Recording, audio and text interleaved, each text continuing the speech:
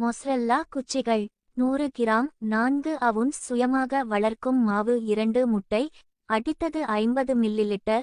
2 திரவ அவுஞ்சு பால். 300 gram. 11 ounce கோவைக்காய் துருவியது. 2 தேக்கரண்டி புதிதாக வெட்டப்பட்டது தைம் இலைகள். உப்பு மற்றும் புதிதாக தரையில் கருமிளகு. 1 தேக்கரண்டி தாவர எண்ணெய்.